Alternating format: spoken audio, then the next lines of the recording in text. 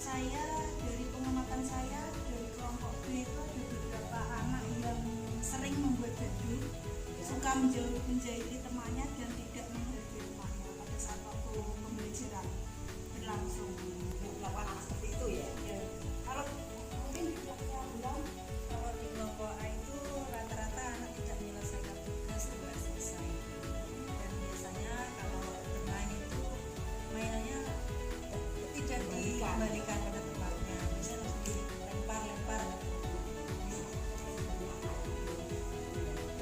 mungkin katakannya seperti itu ya. Kira-kira rencana tindakan apa yang akan kita lakukan untuk membuat anak-anak itu kamu ada pemikiran untuk melakukan hal seperti apa? Misalnya kalau untuk mengatasi anak yang tidak memberikan dan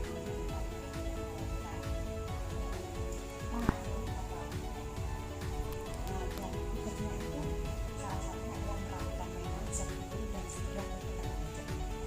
Jadi yang merapikan itu yang dekat-dekatnya, jadi bukan yang anak yang melempar mainan tadi bukan. Kalau dia misalnya teman-teman,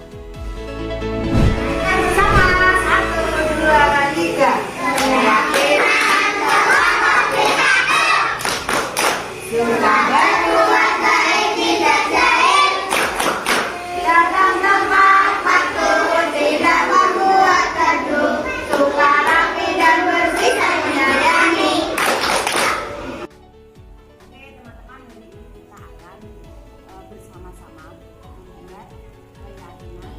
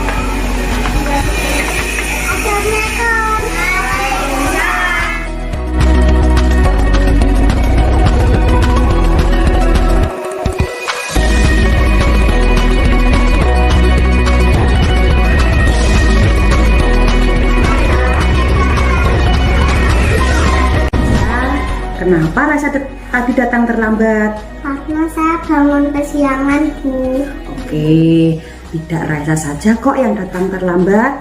Ada juga teman yang lain yang sering datang terlambat. Ibu tahu Raisa seperti itu karena ada alasannya. Kenapa? Karena saya tidur larut malam keasikan main HP, Bu. Oke, Raisa boleh mainan HP. Tapi Raisa nanti ke sekolahnya datang yang terlambat dan Raisa jadi mengantuk, menguap saja. Iya, Bu, karena saya masih mengantuk. Nah, dengan begitu Raisa mengganggu teman yang lainnya karena Raisa sering menguap dan menyontek tugas dari teman-temannya. Karena saya tidak mendengar tadi tugasnya apa. Sekarang Ibu tanya, apakah perbuatan Raisa tadi melanggar keyakinan kelas kita? Iya, Bu, karena saya tidak tepat waktu. Nah, pada dasarnya Raisa itu anak yang cerdas karena Raisa masih mengingat keyakinan kelasnya. telah kita sepakati. Nah, untuk memperbaiki perbuatan Raisa kedepannya, apa yang akan Raisa lakukan? Saya tidak main HP larut malam lagi, Bu, agar besok tidak datang terlambat dan tidak mengantuk di kelas. Alhamdulillah, Raisa sudah berjanji untuk tidak datang terlambat lagi. Kalau begitu, Raisa adalah anak yang hebat. Aku bisa karena aku anak yang hebat. Oke, sekarang Raisa boleh pulang dan guru mengucapkan terima kasih Raisa. Sama-sama, Bu Guru.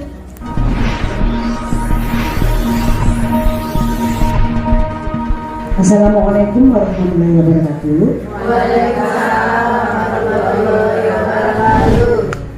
Yang berhormat Ibu Ekosdarini selaku Ketua Gugus PAUD 1, dan yang saya hormati ibu-ibu pendidik yang tergabung dalam Gugus PAUD 1.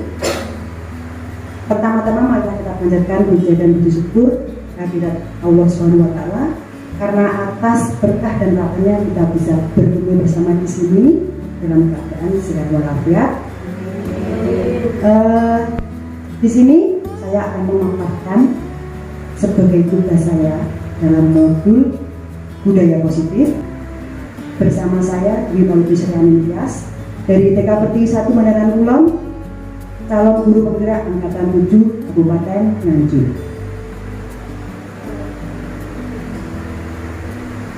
Budaya positif.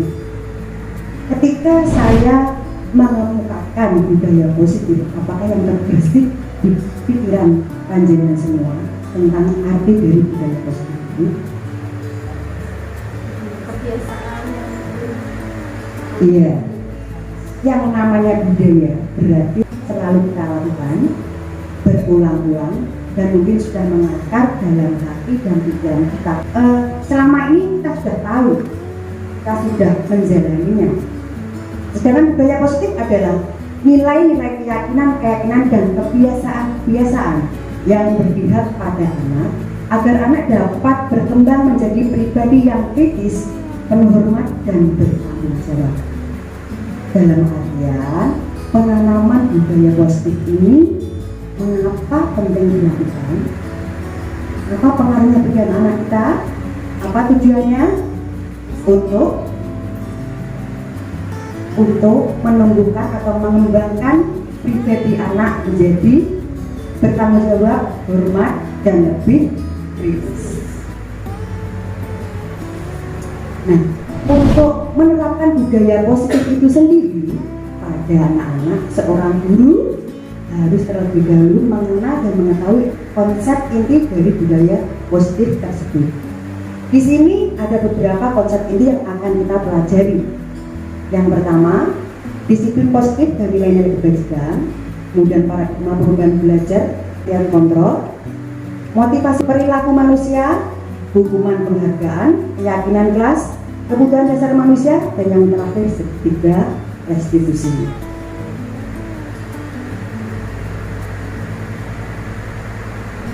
Konsep inti yang pertama yaitu paradigma perubahan belajar. Paradigma perubahan belajar di sini yang berarti pendekatan dalam hal pembelajaran. Kalau kita terbiasa dengan pembelajaran yang berpusat pada guru, belum sepenuhnya mengembangkan apa yang potensi yang dimiliki oleh anak, maka kita harus merubah paradigma kita atau pendekatan kita menjadi pembelajaran yang berpusat kepada murid. Tujuannya apa? Untuk mewujudkan profil pelajar Pancasila. Ibu-ibu mungkin sudah pernah mendengar apa itu profil pelajar Pancasila, nggih? Ya, profil pelajar Pancasila adalah pelajar yang mampu menghayatkan dari dimensi-dimensi yang termasuk dalam profil pelajar Pancasila. Di antaranya dimensi itu: satu, beriman bertakwa kepada Tuhan Yang Maha Esa dan berakhlak mulia. Kemudian mandiri, kreatif, bernalar kritis, bergotong royong, dan berkebinekaan tunggal. Apakah pentingnya merubah paradigma ini dilakukan karena pembelajaran yang berpusat kepada guru adalah membuat posisi guru itu sebagai senter.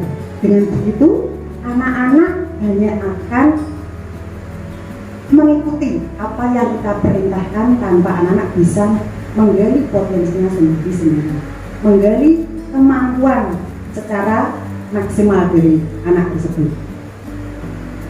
Nah, karena kita masih menggunakan pendekatan pembelajaran berpihak pada guru, maka sebenarnya kita itu miskonsepsi tentang kontrol itu sendiri. Kita itu berilusi. Berilusinya bagaimana? Satu, ilusi guru mengontrol murid. Jadi kita mempunyai keinginan seperti ini dan anak itu harus bisa. Mewajibkan anak itu bisa dan mampu, sedangkan kita belum tahu apakah anak itu benar-benar mampu, ataukah anak-anak itu benar-benar menginginkan hal itu. Belum tentu.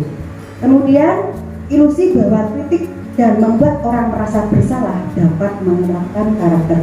Di sini maksudnya, ketika anak melakukan pelanggaran atau bertindak menyimpang dan kita memberikan kritik, apakah hal itu akan menumbuhkan memperbaiki diri?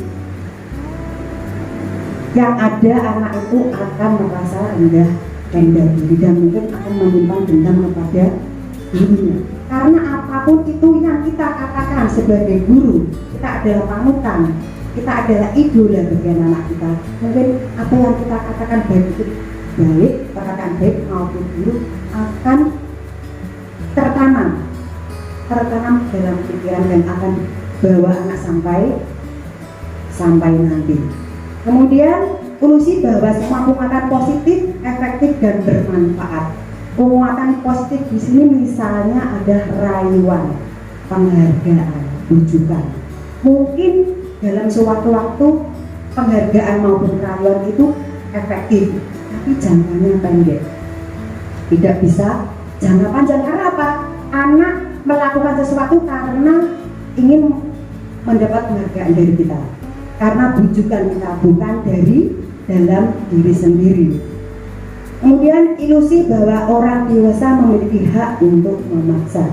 Seperti yang saya katakan tadi, kita merasa kita sebagai orang dewasa merasa paling benar.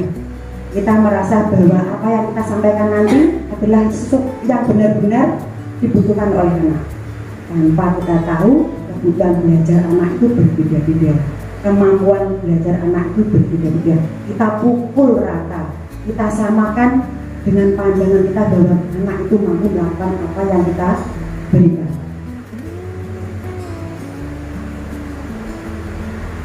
Nah, di sini untuk mengetahui siapa sih sebenarnya yang memiliki kontrol atas suatu peristiwa, maka kita akan melakukan permainan kepalan tangan. Untuk itu saya mohon bantuan dari dua ibu guru, untuk yang berkenan, dua ibu guru untuk melakukan permainan kepalan tangan. Oke, hari ini kita akan melakukan permainan kepalan tangan. Begini skenario-nya. Misalnya Bu Yuni ini mempunyai sebuah mimpi yang sudah didapatkan dan mendapatkannya susah payah. Bu Yuni melakukan segala sesuatu untuk mendapatkan mimpi itu. Kemudian mimpi itu sudah terwujud. Misalnya Bu Yuni ingin sebuah anting, misalnya. Nah, anting itu kemudian hilang. Bu Yuni berkeinginan untuk memiliki itu dan Bu Yuni melakukan segala usaha untuk mendapatkannya. Tapi Bu Ana menginginkan anting ini, menginginkan yang dimiliki oleh Bu Yuni. Bu Ana melakukan segala rayuan, bujukan, bahkan ancaman untuk mendapatkan apa yang dimiliki Bu Yuni. Nah, nanti kita akan tahu apa sih yang akan dilakukan Bu Yuni, apakah memberikan kasih Bu Ana ataupun tetap mempertahankan. Bu Yuni, itu apa? Aku minta dong. Nah, itu punya aku minta yang itu nanti aku kasih ya. kasih boneka mainan, mau ya? Nggak mau, ini kan punya aku sudah bersusah payah loh dapat ini. Terus aku juga pengen ini tuh sudah lama sekali baru dapat ini. Jangan ya. Nggak mau, aku mau yang itu. Wes, tapi kamu nggak tak temenin loh. Atau gini aja, ayo nanti kamu tak bantu kalau pengen apa yang aku punya ini gimana? Nggak mau, aku mau yang itu. Nggak usah, ayo aku mau yang itu aja ya. Jangan, itu kan punya aku. Kamu tak bantu aja loh, ayo nanti kita cari sama-sama. Kan aku sudah punya, giliran aku tuh bantu kamu untuk mendapatkan ini gimana, mau nggak? Udah ya wes, ayo kita kesana yuk. Oke, terima kasih. Berikan aplaus yang meriah untuk Buana dan Yuni. Nah, dari pertanyaan tadi, siapakah sesungguhnya yang memiliki kontrol itu? Mungkin untuk posisi sama-sama penting. Baik Bu Yuni maupun Buana memiliki peranan yang penting. Karena apa? Bu Yuni mempertahankan apa yang dimilikinya, sedangkan Bu Ana melakukan segala sesuatu untuk mendapatkan yang dipunyai Bu Yuni. Tapi siapakah sesungguhnya yang memiliki kontrol itu? Siapa ya di antara Bu Yuni dan Bu Yuni itu siapa sesungguhnya yang memiliki kontrol? Bu Yuni. Ya, dari permainan kepala tangan ini dapat disimpulkan bahwa hanya Bu Yuni yang bisa memutuskan apakah tangannya ini dibuka dan isinya diberikan kepada Bu Ana atau tetap mempertahankan miliknya. Nah, permainan tersebut akan merubah pemikiran kita tentang stimulus respon menjadi teori kontrol atau teori pilihan yang sebenarnya. Kalau sebelumnya kita menggunakan stimulus respon, dari poin yang pertama, kita mencoba mengubah orang agar berpandangan sama dengan kita. Seharusnya kita berusaha memahami pandangan orang lain tentang dunia. Kemudian perilaku buruk dilihat sebagai suatu kesalahan yang seharusnya semua perilaku memiliki tujuan. Sebenarnya di sini yang dilakukan Bu Ana adalah bukan perilaku yang buruk. Karena apa? Bu Ana punya tekad untuk mendapatkan apa yang diinginkannya. Tapi caranya dengan merayu, memaksa, kemudian mengancam. Kemudian yang poin berikutnya, orang lain bisa mengontrol saya. Di sini tidak ada yang bisa mengontrol antara Bu Yuni dan Bu Ana. Masing-masing mengontrol dirinya sendiri. Baik Bu Ana maupun Bu Yuni tidak bisa saling mengontrol. Dan itu dipastikan dengan hanya Anda yang bisa mengontrol diri Anda sendiri. Kemudian saya bisa mengontrol orang lain yang sebenarnya Anda tidak bisa mengontrol orang lain. Poin berikutnya, pemaksaan ada pada saat bujukan gagal. Yang dilakukan Bu Ana tadi sebelum melakukan ancaman, Bu Ana melakukan rayuan dulu dengan ingin memberikan boneka. Tapi karena Bu Yuni tidak mau, jadi Bu Ana memaksa dan kemudian mengancam Bu Yuni. Nah, yang seharusnya dilakukan adalah kolaborasi dan konsensus menciptakan pilihan-pilihan baru. Yang dimaksud di sini, Bu Yuni tadi tidak mau memberikan apa yang dimilikinya, tetapi Bu Yuni berusaha membantu Bu Ana untuk mendapatkan apa yang diinginkan oleh Bu Ana. Berikutnya, model berpikir menang atau kalah, itu yang dari stimulus respon. Ini yang bergerak adalah Bu Ana. Bu Ana berpikir kalau dia bisa mendapatkan apa yang dimiliki Bu Yuni, Bu Ana akan merasa menang dan Bu Yuni kalah. Tapi yang dilakukan oleh Bu Yuni adalah model berpikir menang-menang. Jadi Bu Yuni dapat, Bu Ana juga dapat.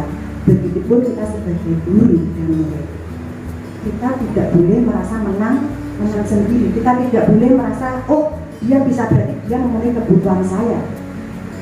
Tapi anak juga harus dipikirkan, anak juga harus merasa merasa bisa, merasa senang, merasa melakukan apa yang diinginkannya.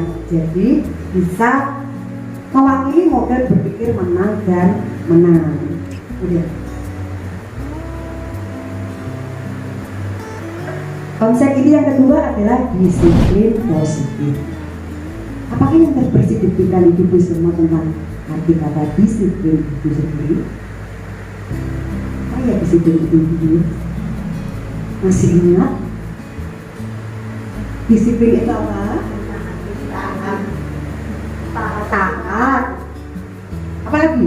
Apa yang identik dengan disiplin? Taat, tepat waktu. Apalagi? Yang pasti ada aturan. Mungkin kita berpikir bahwa disiplin itu adalah patuh atau taat terhadap aturan. Tapi yang sebenarnya, apakah itu? Makna disiplin positif adalah belajar kontrol diri dengan menggali potensi yang kita miliki untuk mencapai tujuan mulia, yaitu menjadi seseorang yang sesuai dengan nilai-nilai yang dipercayai. Jadi disiplin itu artinya bukan taat pada peraturan, melainkan belajar kontrol diri. Taat dan peraturan bukan berarti salah, tapi kontrol diri ini harus dimunculkan dari dalam diri. Maksudnya ini memunculkan kesadaran diri dengan mengontrol diri, menggali potensi yang kita miliki untuk mencapai tujuan mulia sesuai dengan nilai-nilai yang kita percayai. Kemudian disiplin positif merupakan cara mengajarkan anak untuk mengontrol diri dan menumbuhkan kesadaran diri serta tanggung jawab atas perilakunya berdasarkan nilai-nilai kebajikan. Disiplin positif mendorong anak menemukan motivasi internal untuk berperilaku positif tanpa adanya paksaan, tanpa mengharapkan imbalan maupun penghargaan, apalagi sadar karena hukuman. Jadi, jika kita ingin menerapkan disiplin positif, kita harus terlebih dahulu untuk berperilaku positif agar anak-anak nanti, agar ketika kita menerapkannya kepada anak-anak itu percaya dengan kita dan yakin dengan apa yang dilihatnya. Itu nilai-nilai yang dihargai. Oh, bu guru saya berperilaku seperti ini dan perilaku bu guru saya konsisten, pasti anak-anak ingin mengikuti. Dan apa yang dilakukan bu guru ini adalah motivasi eksternal yang nantinya akan dijadikan dorongan agar anak-anak mampu menumbuhkan motivasi internal. Ini ada gambarnya Bapak Ki Hajar Dewantara. Mungkin kita hanya tahu gambarnya saja Bu, dan filosofinya masih digunakan sampai sekarang. Beliau mengemukakan di mana ada kemerdekaan, itulah harus ada disiplin yang kuat. Sungguh pun disiplin itu bersifat self disiplin, yaitu kita sendiri yang mewajibkan kita dengan sekeras-kerasnya. Tetapi itu sama saja. Sebab jikalau kita tidak cakap melakukan self-disiplin, wajiblah penguasa lain mendisiplin diri kita. Dan peraturan demikian itu harus ada di dalam suasana yang merdeka. Nah, di sini ada kata-kata penguasa lain. Penguasa lain ini berarti adalah seseorang yang sudah bisa menerapkan disiplin positifnya. Kemudian baru bisa menjadi motivasi untuk orang lain. Nah, merdeka menurut Ki Hajar Dewantara adalah mardika iku jarwanya ora mung lepasing pamrih, nanging uga kuat kuwasa mandiri priyondo. Dan berarti merdeka itu artinya tidak hanya terlepas dari perintah, akan tetapi juga cakap memerintah diri sendiri. Jadi merdeka itu bukan berarti bebas, tapi kita bisa terlepas dari perintah dengan cakap memerintah diri sendiri. Dari kesemuanya itu yang terpenting adalah memunculkan motivasi dari sendiri kembali seperti itu. Tadi ada kata-kata nilai kebajikan. Nilai kebajikan itu apa ya? Nilai kebajikan universal adalah nilai-nilai kebajikan yang menjadi tujuan mulia dari penerapan disiplin positif adalah nilai-nilai atau prinsip-prinsip mulia yang dianut seseorang. Dengan mengaitkan nilai-nilai kebajikan yang diyakini seseorang, maka motivasi intrinsiknya akan terbangun sehingga menggerakkan motivasi dari dalam untuk dapat mencapai tujuan mulia yang diinginkan. Yang di sini dimaksudkan ketika kita sudah yakin dan percaya bahwa nilai-nilai itu kita hargai, kita percayai, maka kita akan dengan sadar diri melakukan tindakan seperti nilai-nilai tersebut. Misalnya datang tepat waktu. Kalau kita percaya bahwa tepat waktu itu adalah sesuatu yang harus kita lakukan, kita mendapatkan manfaat dari itu, dan kita meyakini itu sebagai nilai-nilai yang positif, nilai-nilai yang baik, maka kita akan secara otomatis melakukan itu tanpa paksaan atau tanpa diperintah. Misalnya tepat waktu dimanapun berada, mereka atau murid kita akan datang tepat waktu tanpa itu ada peraturan. Di sini ada contoh nilai-nilai kebajikan. Yang pertama dari profil pelajar Pancasila, tadi ada 6 dimensi ilmu, beriman pertama pada Tuhan Yang Maha Esa dan berakhlak mulia, mandiri, bernalar kritis, berkebinekaan tunggal, bergotong royong dan kreatif. Itu masih banyak dan sebenarnya masih banyak sekali, namun saya hanya mengambil contoh seperti ini. Kesemuanya ini kalau kita lihat mungkin intinya sama seperti ini, merupakan nilai-nilai kebajikan yang harus dipercayai dan ditanamkan dalam diri masing-masing agar disiplin positif atau budaya positif dapat dimunculkan.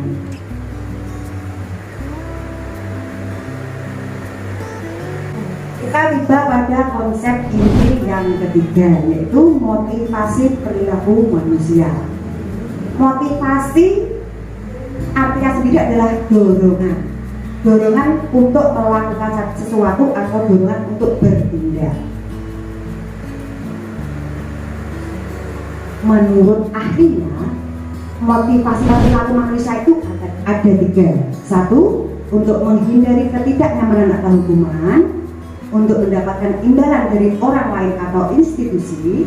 3, untuk menjadi yang mereka inginkan dan menghargai diri sendiri. Di antara ketiga ini, yang kedua ini adalah motivasi ekstrinsik atau eksternal. Ini didapatkan dari orang lain karena mereka bertindak seperti ini karena pengaruh dari orang lain, bukan dari diri sendiri.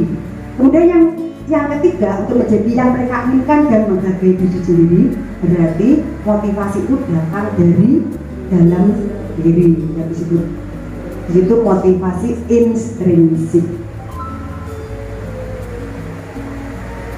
Motivasi perilaku manusia menghindari hukuman dan tidak nyamanan, menghindari permasalahan yang muncul dan berpengaruh secara fisik, psikologis maupun tidak terpenuhinya kebutuhan mereka dan mereka tidak melakukan tindakan tersebut.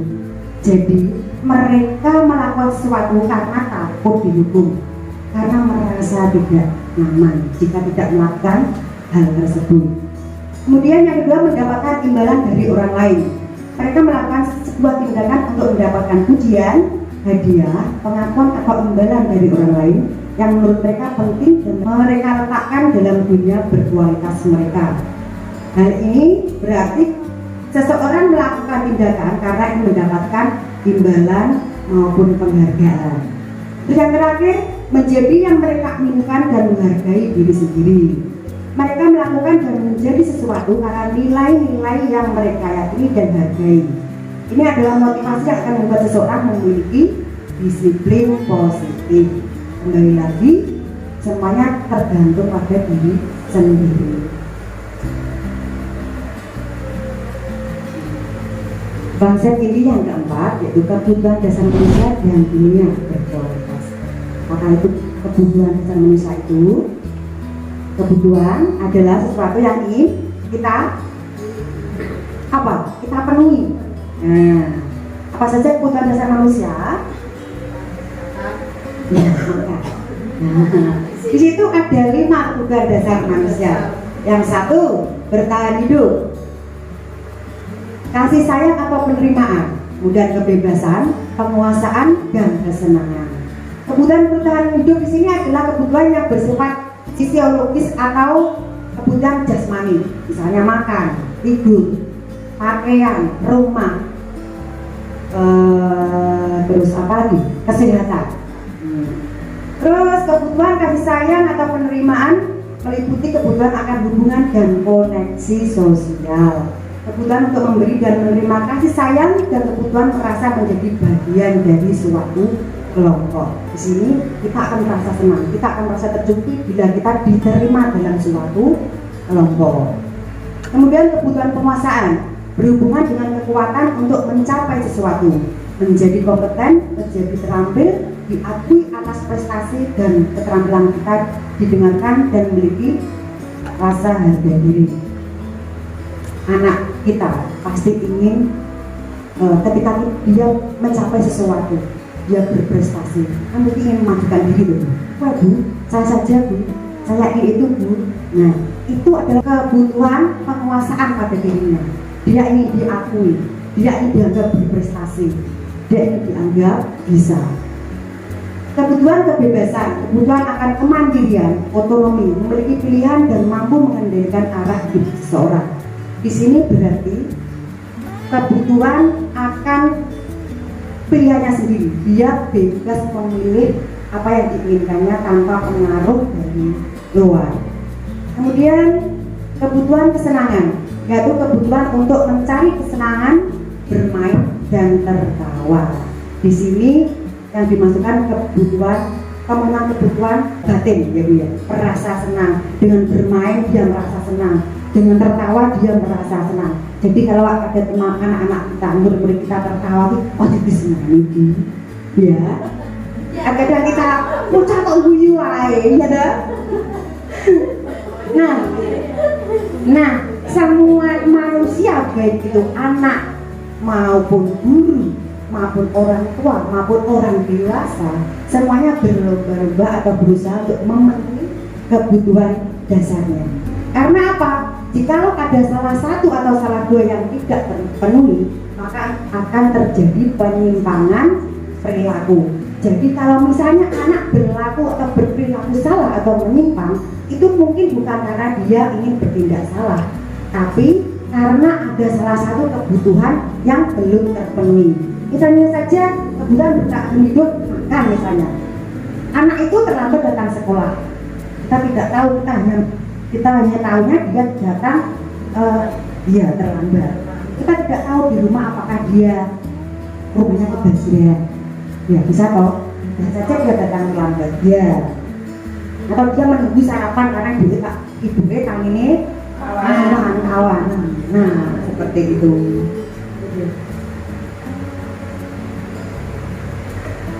Dunia berkualitas adalah tempat khusus dalam pikiran yang menyimpan gambaran representasi dari semua yang diinginkan, hingga membuat merasa bahagia dan terpenuhi kebutuhan dasar.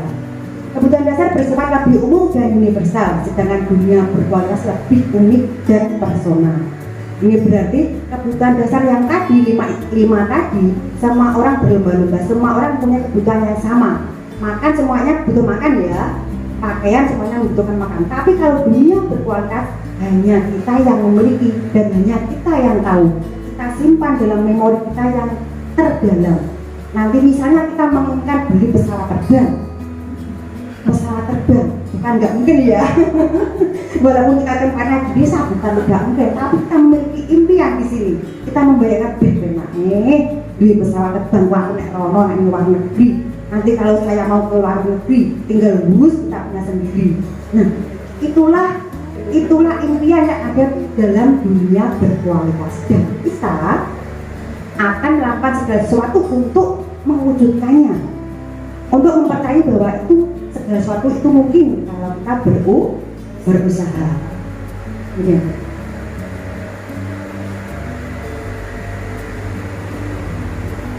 Konsep inti yang kelima, hukuman, konsekuensi, dan restitusi. Hukuman dan konsekuensi tentunya sudah sering kita dengarkan. Kita sudah pernah mendengar istilah hukuman dan konsekuensi. Sedangkan restitusi mungkin agak asing ya Bu ya. Mungkin pernah mendengar tapi tidak sesering tentang hukuman dan konsekuensi. Hukuman adalah prosedur atau tindakan yang diberikan kepada individu atau kelompok atas kesalahan atau pelanggaran yang bersifat tidak terencana atau tiba-tiba. Hukuman bersifat satu arah dari pihak guru yang memberikan, dan murid hanya menerima suatu hukuman tanpa melalui suatu kesepakatan atau pengarahan dari pihak guru, baik sebelum atau sesudahnya. Hukuman yang diberikan bisa berupa fisik maupun psikis. Murid atau anak disakiti oleh suatu perbuatan atau kata-kata. Nah, hukuman ini yang dinamakan hukuman itu tidak terencana, dan itu hanya satu arah, tidak dua arah. Anak-anak tidak tahu, dan itu membuat hanya guru. Misalnya begini, anak-anak datang terlambat, terus bu guru secara tiba-tiba, kamu lari memutari lapangan basket 10 kali. Nah, itu merupakan hukuman karena tidak terencana atau tiba-tiba, dan itu menyakiti anak. Penghargaan ini hampir sama sebenarnya dengan hukuman, walaupun penghargaan ini kata-katanya lebih manis, lebih bagus dari hukuman. Tapi sebenarnya penghargaan itu maupun hukuman adalah cara-cara mengontrol perilaku seseorang yang menghancurkan potensi untuk pembelajaran yang sesungguhnya. Secara ideal, tindakan belajar itu sendiri adalah penghargaan sesungguhnya. Jadi yang namanya penghargaan sesungguhnya adalah ketika anak mampu melakukan sesuatu, dia akan bangga. Karena apa? Dan dia menunjukkan pada gurunya, Bu, saya bisa ini sendiri, Bu. Dan ibu guru mengapresiasi hal itu. Nah, itulah yang namanya penghargaan. Bukan berupa barang, bukan karena pujian. Kesadaran akan kemampuannya bahwa dia sudah mampu melakukan sesuatu yang ingin dicapainya, sesungguhnya adalah merupakan sebuah penghargaan. Kemudian penghargaan merupakan identitas gagal, seperti hukuman tadi. Dia tidak dikatakan gagal, dia tidak bisa memperbaiki perilaku seseorang, menghancurkan potensi seseorang. Kemudian pengaruh jangka pendek dan jangka panjang. Mungkin untuk jangka pendek penghargaan ini bagus. Anak-anak berlomba-lomba untuk menunjukkan hasil yang terbaik karena ingin mendapatkan penghargaan. Tapi untuk jangka panjangnya anak-anak akan merasa tertekan. Kemudian penghargaan tidak efektif dan merusak hubungan. Ini yang dimaksud yang seperti yang saya sampaikan tadi, ada dua kubu, dan nanti pasti akan terjadi kesenjangan dan akan merusak hubungan antara yang mendapat penghargaan dan yang tidak. Kemudian penghargaan mengurangi ketepatan dan menurunkan kualitas. Nah, karena dengan yang sudah dicapainya, seseorang sudah mendapat penghargaan, maka dia akan bertahan di situ. Oh, saya begini saja, saya sudah mendapat penghargaan, jadi saya akan lakukan seperti ini aja lagi. Saya tidak mau berkembang lagi. Kemudian penghargaan menghukum. Nah, penghargaan itu menurut Apikor adalah cara-cara mempertegas perilaku seorang yang menghancurkan potensi. Jadi penghargaan itu sebenarnya suatu hukuman. Karena apa? Dengan memberikan penghargaan, yang tadi saya bicarakan, tertekan itu kan berarti hukuman. Dia tidak merasa tidak nyaman, tidak senang, karena merasa dibebani. Kemudian penghargaan mematikan kreativitas sama dengan kualitas tadi. Anak-anak akan bertahan di situ saja karena sudah dengan seperti yang mendapatkan penghargaan. Kemudian yang berikutnya adalah konsekuensi. Konsekuensi adalah akibat dari suatu tindakan yang sudah terencana atau sudah disepakati, sudah dibahas dan disetujui oleh murid dan guru. Umumnya bentuk-bentuk konsekuensi dibuat oleh pihak guru atau sekolah dan murid sudah mengetahui sebelumnya. Konsekuensi akan diterima bila ada pelanggaran. Sikap guru di sini senantiasa memonitor murid. Nah, di sini konsekuensi ini sebenarnya identitasnya sukses karena ini dibuat terencana dan dua arah, dibuat oleh guru dan murid, jadi sama-sama tahu. Yang membedakan dari hukuman penghargaan tadi, kalau konsekuensi ini diberikan karena dua-duanya diberikan karena pelanggaran. Namun kalau konsekuensi ini sudah diketahui, misalnya sudah diketahui kalau ada yang datang terlambat nanti pulangnya harus menghapus papan. Nah, berarti itu kan konsekuensi karena sudah diketahui sebelumnya. Yang kemudian adalah restitusi. Restitusi adalah proses menciptakan kondisi bagi murid untuk memperbaiki kesalahan mereka sehingga mereka bisa kembali pada kelompok mereka dengan karakter yang lebih kuat menurut dosen 2004. Restitusi juga adalah proses kolaboratif yang mengajarkan murid untuk mencari solusi untuk masalah dan membantu murid berpikir tentang orang seperti apa yang mereka inginkan dan bagaimana mereka harus memperlakukan orang lain. Restitusi ini adalah dialog antara guru dan murid ketika murid melakukan kesalahan. Di sini murid yang melakukan kesalahan akan dibantu atau dituntun untuk mengetahui kesalahannya, kemudian memperbaiki kesalahannya, dan kemudian kembali ke kelompoknya dengan karakter yang lebih kuat.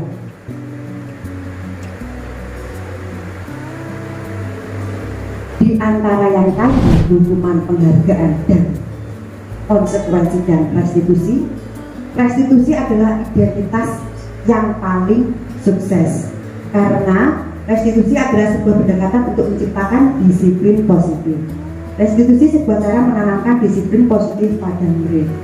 Ciri-ciri restitusi bukan untuk menebus kesalahan, namun untuk belajar dari kesalahan. Jadi ketika anak-anak melakukan kesalahan dan kita melakukan restitusi untuk dalam memecahkan permasalahan, anak-anak akan belajar dari kesalahan tersebut. Karena anak-anak secara otomatis dengan melakukan restitusi ini mengerti di mana sih salahnya. Dia tidak ditunjukkan, tapi mencari sendiri kesalahannya dan memperbaiki sesuai dengan kemampuannya. Dia akan berjanji sesuai dengan keinginan dan kemampuannya.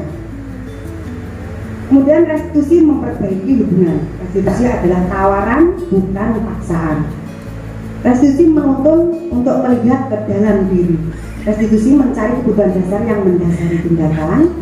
Restitusi diri adalah cara yang paling baik, fokus pada karakter bukan tindakan. Restitusi menguatkan. Restitusi fokus pada solusi, dan restitusi mengembalikan murid yang berbuat salah pada kelompoknya. Pada intinya restitusi itu menuntut murid untuk melihat ke dalam dirinya, mengakui kesalahannya, dan mengambil tindakan atas kesalahan tersebut sesuai dengan apa yang ada dalam dirinya. Jadi mereka berubah karena dirinya sendiri, mereka memperbaiki karena dirinya sendiri, bukan diperintah dan bukan paksaan. Kita sebagai guru hanya berkewajiban menuntun dan mendorong anak untuk melakukan restitusi. Sekarang posisi kontrol guru. Di sini ada 5 posisi kontrol guru. Nah, sebelumnya saya ingin bertanya pada ibu-ibu, jujur saja. Di sini di antara penghukum, pembuat rasa bersalah, teman, pemantau, manajer, yang mana sih yang selama ini ibu-ibu terapkan? Kalau saya penghukum pasti. Terus kemudian pemantau, teman. Bu Yudi teman, Bu Eni teman, Bu Prati oh teman, Bu Eko oh manajer. Boleh cara 2 atau cara 3 atau semuanya, mungkin kita semuanya sudah melakukan ini. Penghukum adalah menggunakan hukuman fisik atau verbal, senantiasa mengatakan bahwa sekolah memerlukan sistem yang dapat menekan murid lebih dalam lagi. Guru seperti ini senantiasa percaya hanya ada satu cara agar pembelajaran bisa berhasil, yaitu cara dia. Jadi semua murid itu harus manut dengan guru, dengan aturan yang kita buat. Diktator, benar sekali berarti. Kemudian membuat rasa bersalah. Guru akan bersuara lebih menggunakan kebingungan yang membuat orang lain merasa tidak nyaman. Dalam hal ini, kata-kata yang dikeluarkan guru itu membuat anak merasa tidak nyaman. Caranya menyindir, walaupun halus, tapi menyakitkan hati seperti itu. Jadi anak-anak itu akan merasa bersalah, dan ini efeknya membuat anak dendam, terkadang dibawa sampai nanti, karena sudah tertanam di pikiran kita. Guru berupaya mengontrol murid melalui persuasi. Sisi positifnya, guru menggunakan hubungan baik dan humor untuk mempengaruhi seseorang. Karena negatifnya, bila guru tidak membantu lagi, maka murid merasa kecewa, tidak mau lagi berusaha dan tergantung pada guru. Nah, posisi teman ini sebenarnya bagus karena untuk di PAUD kita di PAUD kita memerlukan pendekatan yang lebih lagi dengan anak-anak. Tapi jika kita gunakan posisi kontrol sebagai teman, anak-anak dan guru itu tidak ada batasnya. Ya, gak lebih begitu masalahnya ya dia. Dan anak-anak akan menjadi tergantung pada guru tersebut. Nek ora bungkui, aku gak gelem. Aku mau diulang, aku mau manut. Iya toh? Kemudian memantau berarti mengawasi, memantau berdasarkan peraturan dan konsekuensi.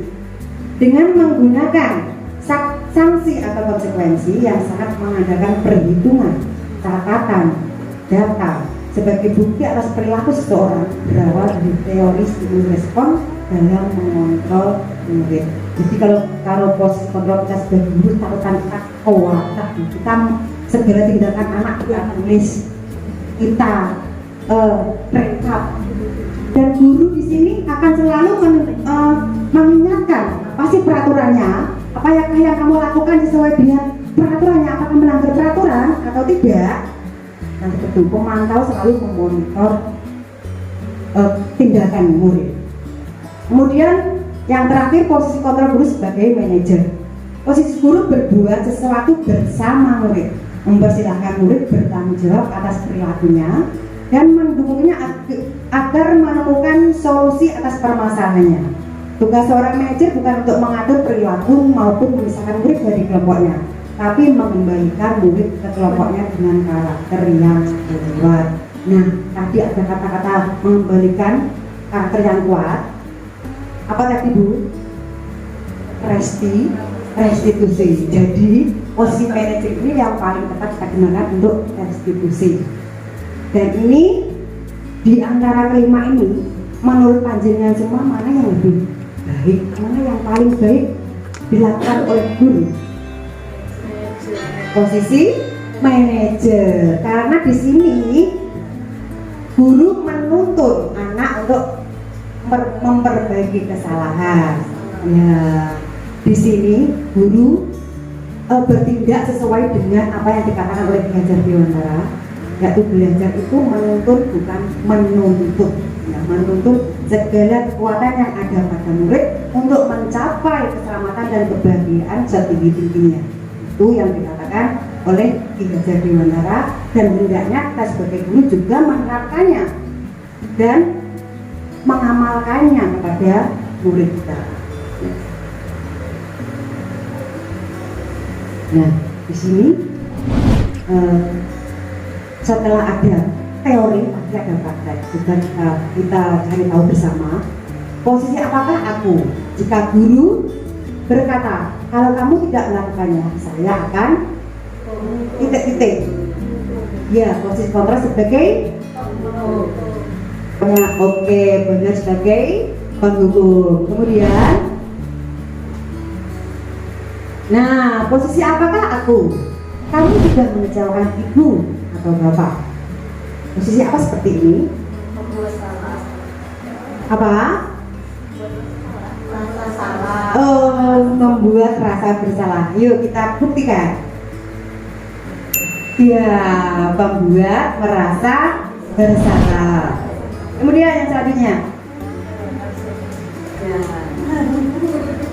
posisi apakah aku jika guru berkata, ya sudah, nanti bapak atau ibu bantu bereskan. Ya, kok tahu Bu? Kok tahu kenal? Dari mana? Oh, kan mau membantu. Ayo kita buktikan kan?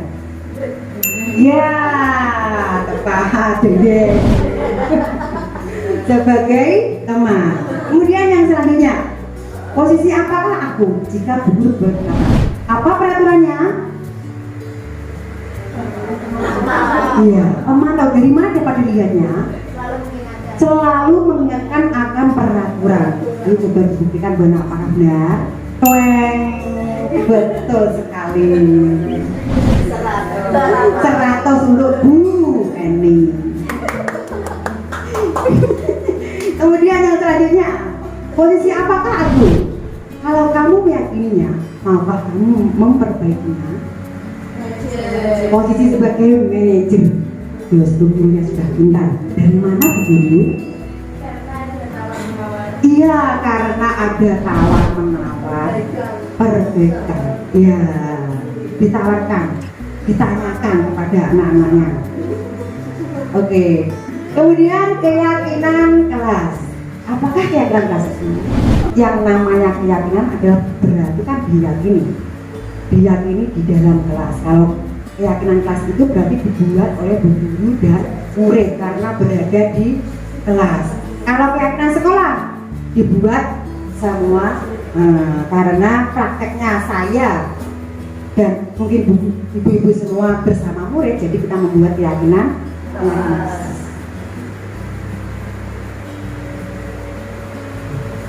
Mengapa harus keyakinan kelas? Mengapa bukan peraturan kelas saja? Jawabannya apa nih? Mengapa ya? Kok harus keyakinan kelas saja? Mengapa bukan peraturan kelas saja? Yang kita tahu sebelumnya, kalau peraturan itu apa sih Bu?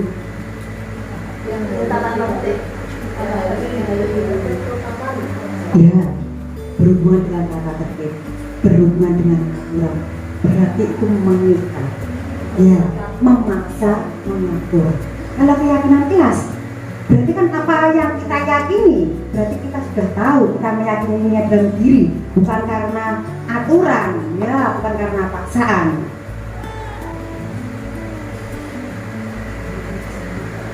Nah, keyakinan kelas adalah nilai-nilai kebajikan universal yang disepakati secara tersirat dan tersurat, lepas dari latar belakang suku, negara, bahasa maupun agama.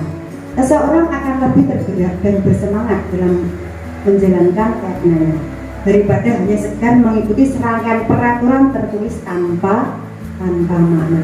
Kalau peraturan, walaupun peraturan dan keyakinan sama-sama ditulis, sama-sama berbentuk tulisan, ditempelkan, podo, sami. Tapi kalau keyakinan kelas itu yang kita yang membuat, kita bersama murid membuat bersama-sama dan diyakini dan dijalani oleh semua warga kelas. Tapi kalau peraturan yang membuat siapa? Guru, hanya guru yang membuat dan hanya ditaati oleh murid. Ciri-ciri dari keyakinan kelas bersifat abstrak, rinci dan konkret, berupa pernyataan universal yang berarti umum, dibuat dalam bentuk positif, mudah diingat dan dipahami. Misalnya dalam bentuk positif ini seperti ini, kita tidak menggunakan kata jangan, tidak boleh. Kita menggunakan konotasinya, walaupun sebenarnya kita melarang jangan berjalan di situ nanti jatuh. Karena lu jalan kan biar jatuh, tapi kita bisa menggantinya dengan berjalanlah pelan-pelan di koridor. Seperti itu. Tapi kan tujuan sama, tujuannya hanya untuk anak agar tidak jatuh. Dapat diterapkan di lingkungan tersebut. Itu berarti apa? Keyakinan kelas ini sudah ada dalam kelas kita. Tinggal kita meningkatkannya dan meyakinkannya. Misalnya jadwal piket. Jadwal piket itu kan sergepe atau dilakukannya ketika awal-awal kita membuat jadwal piket. Tapi untuk selanjutnya, apakah seperti itu berjalan seperti itu? Apakah berjalan seperti itu? Pasti beda-beda. Dia terbuka kayak molor kayak karet. Nah, kalau keyakinan kelas, karena dia yakin bahwa tempat yang bersih dan permainan yang bersih adalah membuat kita nanti belajar dan bermain dengan aman dan nyaman, maka akan muncul dalam dirinya untuk bertanggung jawab atas kebersihan sesuai dengan jadwal piketnya. Kemudian dibuat melalui kegiatan curah pendapat. Ini berarti dibuat oleh guru dan murid, bukan dari gurunya saja, tapi guru bersama murid melakukan curah pendapat apa yang bisa dan tidak bisa dilakukan atau apa yang boleh dan tidak boleh dilakukan. Bersedia meninjau kembali dari waktu ke waktu. Ini berarti ketika kita melakukan sebuah keyakinan kelas, misalnya saling menyayangi dan menghormati.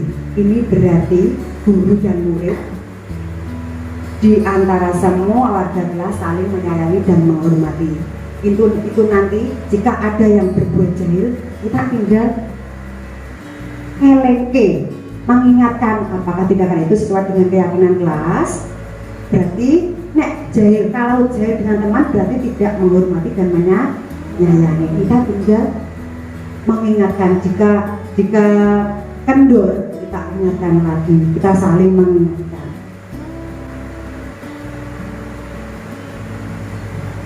Nah, sampai yang terakhir, konsep yang terakhir yaitu segitiga restitusi. Restitusi tadi apa bunyi? Apa ya mau ya? Apa ya tadi ya?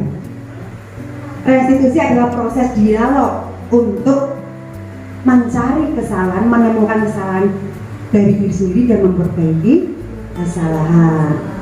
Kenapa dikatakan segitiga restitusi? Karena dalam restitusi ini ada 3 tahapan yang harus dilakukan dalam menemukan perbaikan diri.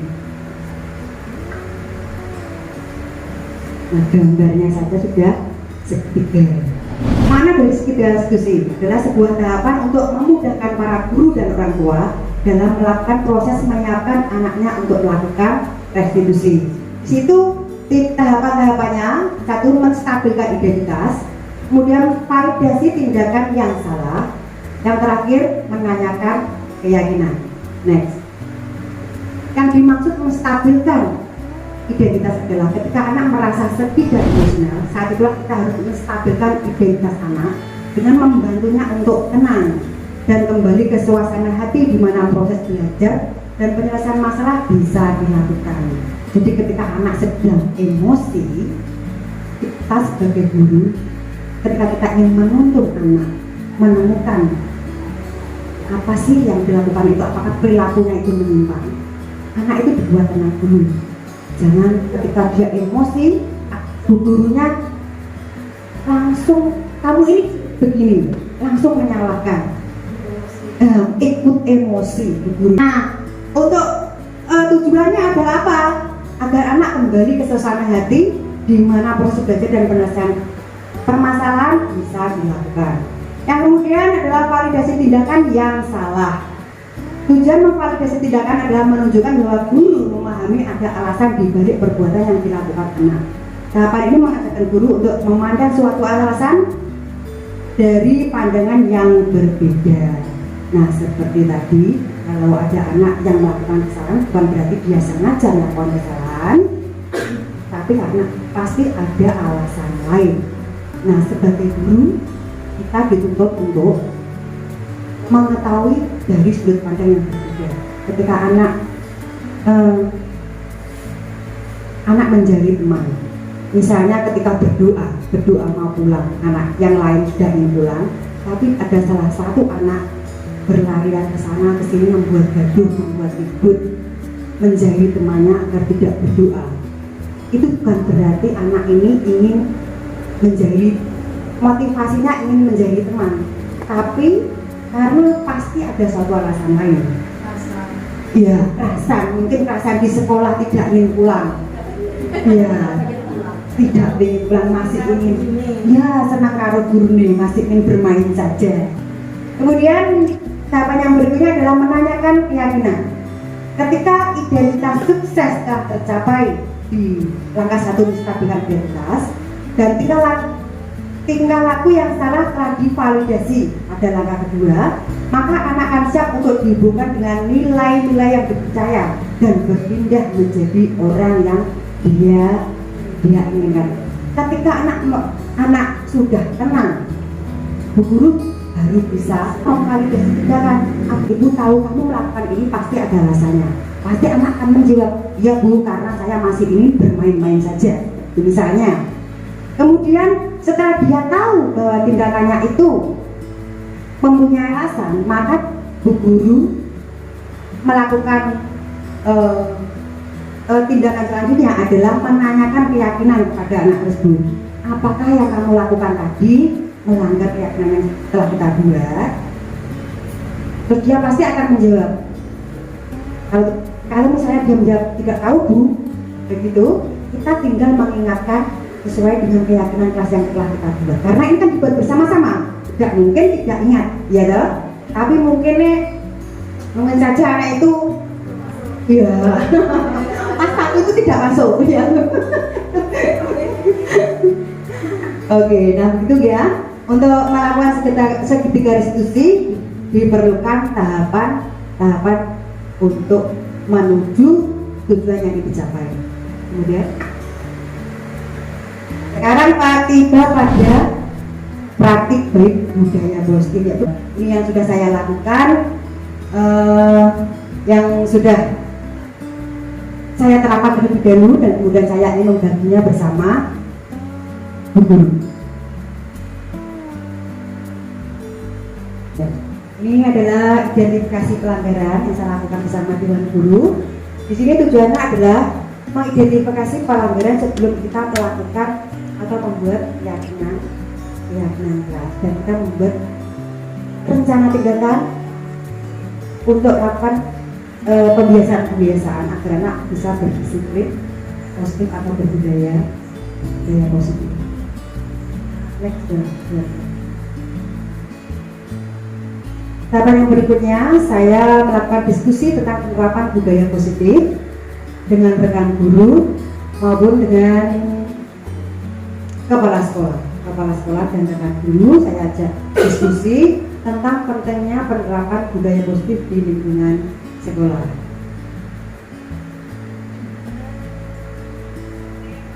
Yang di sini adalah contoh ketika saya melakukan penyusunan keyakinan kelas bersama murid. Saya menawarkan apa yang akan kita yakini dalam kelas kita, dan saya menempelkannya pada tempat yang bisa dilihat strategis agar anak mudah mengingat dan dibuat semenarik mungkin.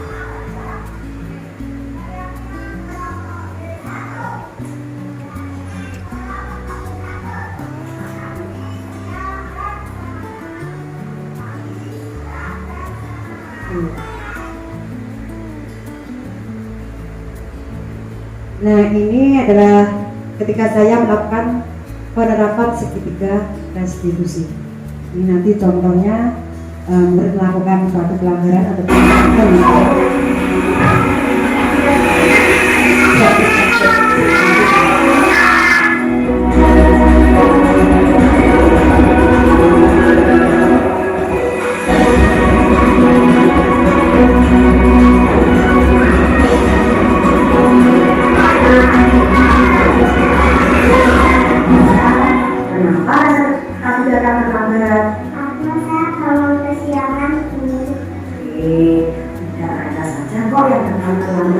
tindakan administratif aktivitas yang lain yang sering akan terlambat. Ibu tahu mereka seperti itu karena alasannya. Kenapa? Karena saya tidur larut malam, tak suka main HP dulu. Yang Raisa boleh main HP, tapi Raisa nanti ke sekolahnya katanya terlambat dan Raisa lagi mengantuk, menguap saja. Karena saya masih mengantuk.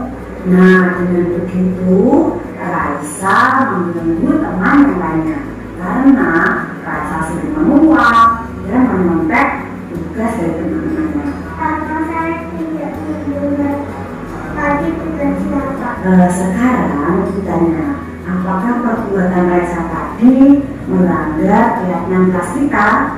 Iya, bukannya saya tidak tepat waktu. Nah, pada dasarnya Raisa itu anak yang cerdas, karena Raisa masih mengingat keyakinan kelas telah kita sepakati. Nah, untuk memperbaiki perbuatan Raisa Kedepannya apa yang akan Raisa lakukan? Saya tidak main HP larut malam lagi Bu, agar besok tidak datang terlambat dan tidak mengantuk di kelas. Alhamdulillah, Raisa sudah berjanji untuk tidak datang terlambat lagi. Kalau begitu, Raisa adalah anak yang hebat. Aku bisa karena aku anak yang hebat. Oke, sekarang Raisa boleh pulang dan guru mengucapkan terima kasih Raisa. Sama-sama Bu Guru. Nah, ini adalah tahapan terakhir atau sesi terakhir pada kita hari ini, yaitu sesi kesimpulan. Kesimpulannya pada materi budaya positif ini adalah budaya positif penting diterapkan dimanapun dan bertindak sebagai apapun untuk menciptakan lingkungan yang aman, nyaman, dan menyenangkan, serta mencetak generasi yang berkepribadian kuat sesuai dengan profil pelajar Pancasila. Dimulai dari menemukan motivasi dalam diri yang secara sadar tanpa paksaan dalam berperilaku dan membawa pengaruh positif bagi lingkungan sekitar, serta senantiasa menjadikan sebuah kesalahan sebagai suatu pembelajaran dan usaha perbaikan diri menuju manusia yang berbudaya dan berkualitas. Nah, karena ini sudah kita jalani, berarti ketika kita hari ini berakhir sampai di sini. Alhamdulillah.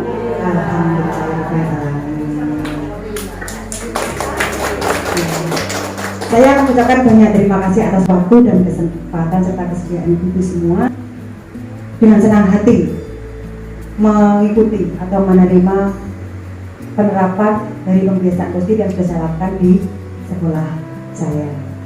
Demikian dari saya, sekali lagi terima kasih. Wassalamualaikum warahmatullahi wabarakatuh. Waalaikumsalam warahmatullahi wabarakatuh.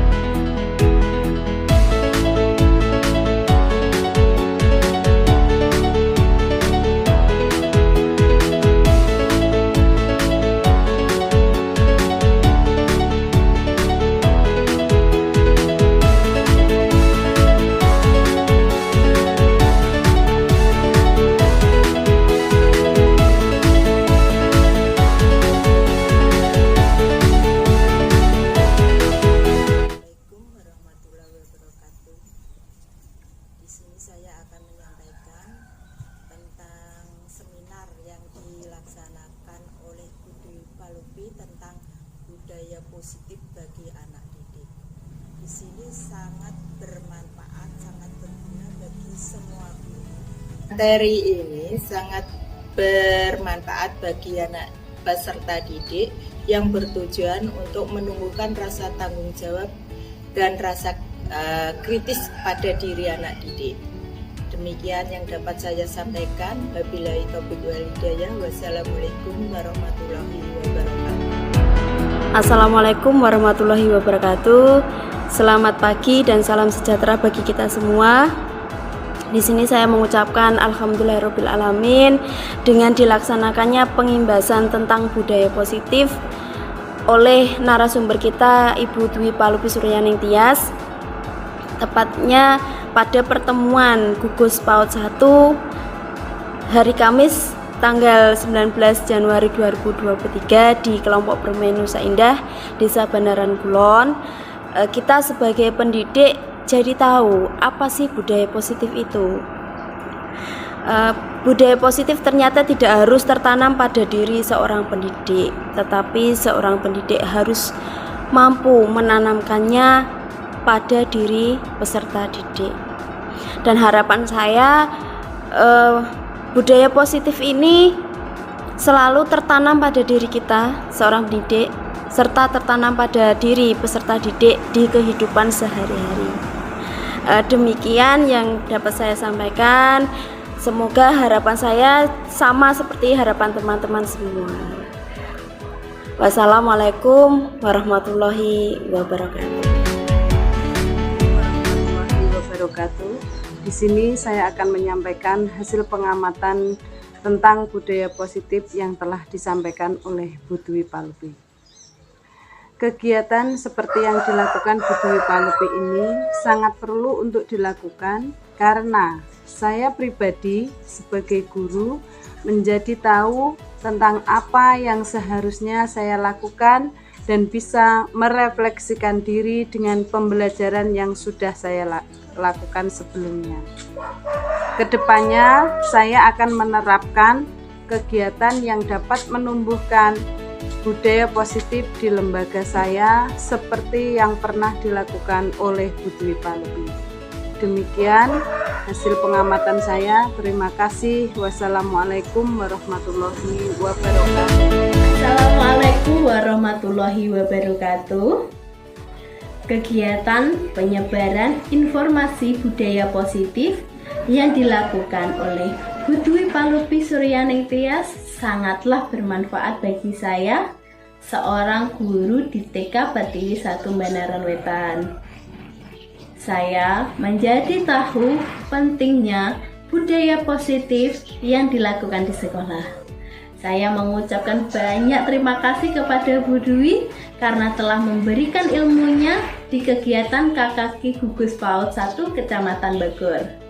Dan insya Allah saya akan menerapkan kegiatan budaya positif di lembaga saya di TK Pertiwi 1 Banaran Wetan. Wassalamualaikum warahmatullahi wabarakatuh.